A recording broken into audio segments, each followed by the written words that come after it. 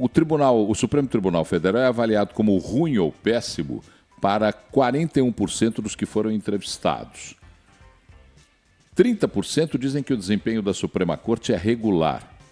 E 16%, apenas 16% dos entrevistados avaliam o Supremo Tribunal Federal como bom ou ótimo. E aí, Gustavo, é um retrato do que pensa a sociedade?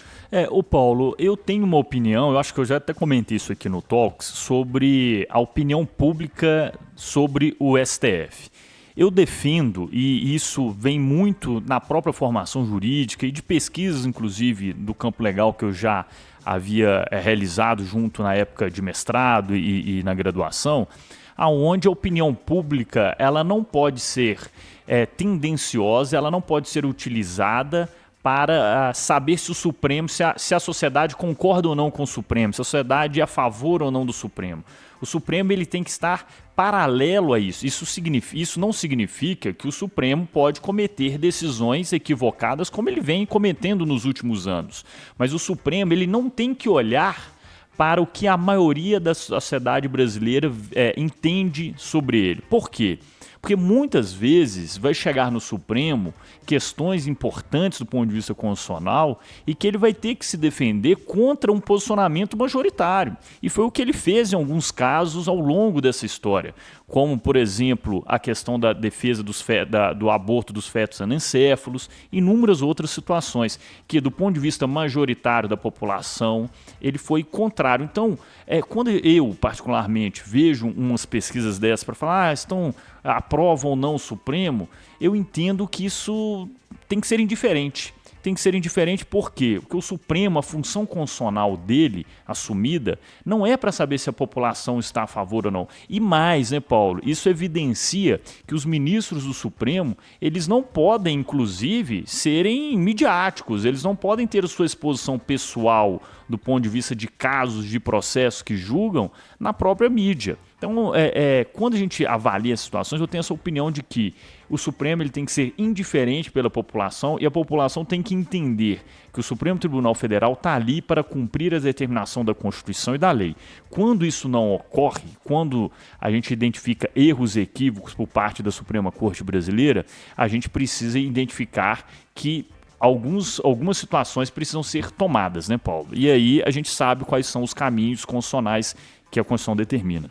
O estudo foi realizado pelo Poder Data, foi feito de 31 de maio a 2 de junho, achei aqui agora.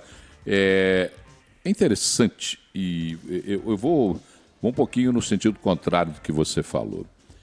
Primeiro, como os juízes da Suprema Corte se expõem à mídia, participam de eventos, financiam eventos, adoram serem vistos nas transmissões da TV Justiça. Então, se eles se expõem à mídia... Eles se sujeitam a isso, a esse julgamento, né, Paulo? Quando você põe o bumbum na janela, você está liberando para que passe a mão nele. Desculpa, mas verdade. mesmo, é isso. Então, se você mostrou a cara... Porque se a Suprema Corte se manifestasse somente nos autos, se os juízes ministros da Suprema Corte fossem julgadores que não revelassem as suas intenções ou não manifestassem os seus pendores ideológicos e políticos, eu acho que o julgamento seria desnecessário. Mas ele se expõe para o julgamento da sociedade. E a sociedade tem percebido, e aí a maioria da sociedade percebe, não é porque age como massa de manobra, mas porque começa a perceber e sentir que as decisões da Suprema Corte, certas ou erradas, talvez não possa ser esse juízo, mas contaminadas elas estão.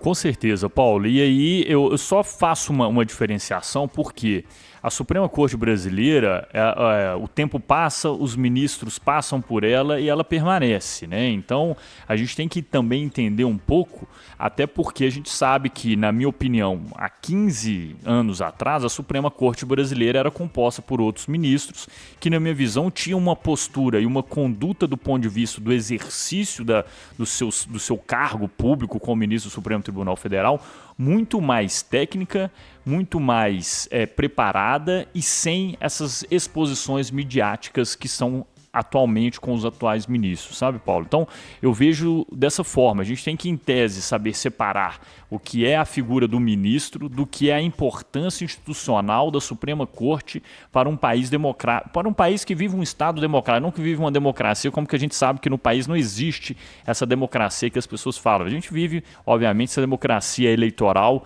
que você sempre comenta aqui no Talks. Então, eu acho que é importante para as pessoas que estão nos acompanhando entender que há essa diferença entre o ministro e a pessoa dele e das responsabilidades no seu julgamento, da figura institucional da Suprema Corte, que é importante dentro de um Estado brasileiro, onde é um Estado democrático de direito. Eu vou socorrer-me agora com a minha avó, que dizia: meu filho quer respeito, dê seu respeito. Exato, isso é verdade. A minha avó dizia isso o tempo inteiro. Você quer minha respeito, também, viu, Paulo? dê seu respeito. Verdade, é isso. A Suprema Corte Federal, a Suprema Corte Brasileira não tem se dado ao respeito. Como se dava antigamente. Como se dava antigamente. Não, né? Há 10, 15 anos atrás. Há um espaço de tempo relativamente curto, os ministros da Suprema Corte, e eu não vou aqui garantir, porque também não tenho esse atestado de ilibada conduta de todos eles, mas pelo menos não se expunham à mídia, não antecipavam decisões